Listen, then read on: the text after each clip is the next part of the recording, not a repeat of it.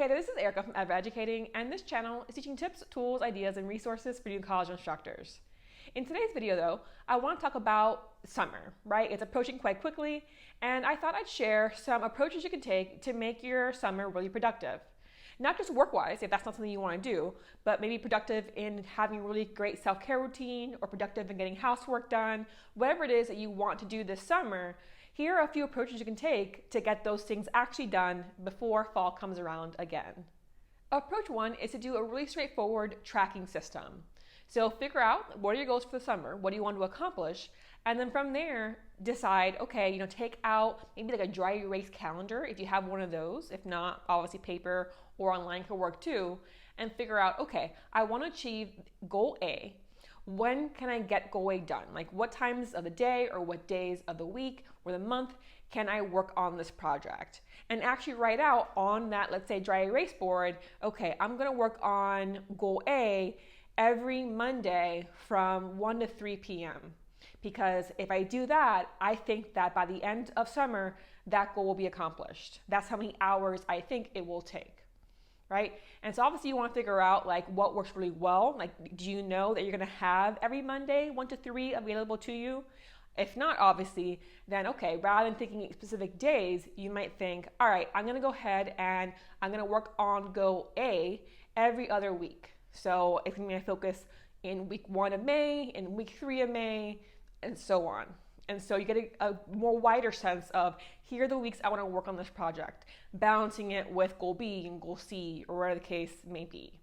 So you can track just, again, by using some kind of calendar, or you might just kind of have as well, okay, I have goal A, I think it's going to take 20 hours to complete. I'm going to create like 40 boxes, and each box will represent 30 minutes. As I complete 30 minutes of this task, I'm just going to color it in, and it gives you a visual look of, oh, hey, I'm halfway through. Oh, I'm 3/4 of the way through, etc. If you realize going through it, you're gonna need more time, just add more boxes, right, to make it more accurate.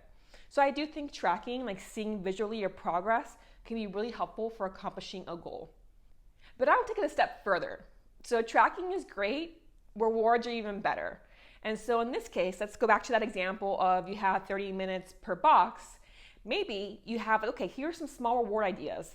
It might be going for a walk with my dog, or it can be, buying something on Amazon or at the bookstore. It can be having a certain dessert, whatever the case may be, whatever rewards work for you, kind of smaller to bigger. And as you progress through your tracking, okay, I've accomplished 1/4 of my goal. It's time for this reward. I've accomplished half my goal. It's time for this reward.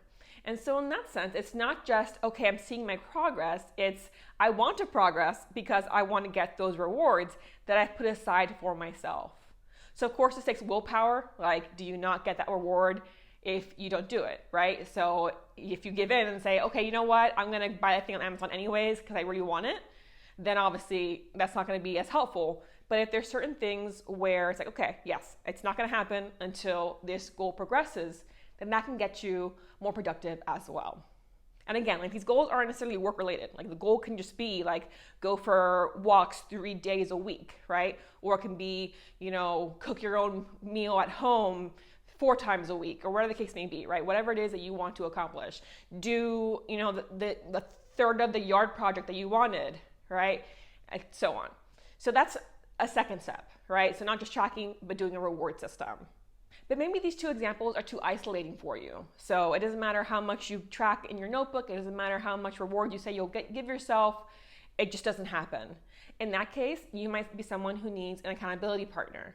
And so maybe you know someone else, a coworker, a friend, a family member, who also wants to get things done over the summer. Maybe they're also educators. And so in that case, you can say, all right, you know what? Let's buddy up. Every Sunday, we'll say what we want to accomplish this week. And every Saturday, we'll catch up, have a coffee or have an ice cream or whatever the case may be. And we'll talk about how our week went, what did we accomplish, what did we not, how are we changing gears, just catching up on life. And so it can be having that support system that's another person versus just words on the page, boxes on the page.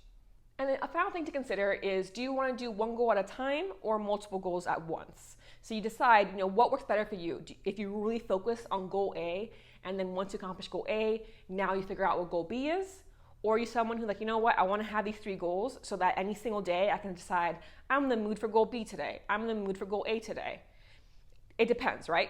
What type of person are you? I'm someone who thrives on having multiple goals so that I can be in the mood for them. But you might be someone who's like, you know what, I don't want to move on to another goal until this first one is completed because it's the big priority. This must be done by the end of summer, whereas the other ones, it'd just be nice if they were done so, right? So in that case, give yourself some thought to how do you want to approach how many goals you're taking on at once. So again, doing some tracking, reward system, accountability partner, right? Multiple goals, 1 goal. These are just some pieces of advice that I have for having a really productive summer. I hope it helps. And again, obviously, I hope you have a fantastic summer as it gets started.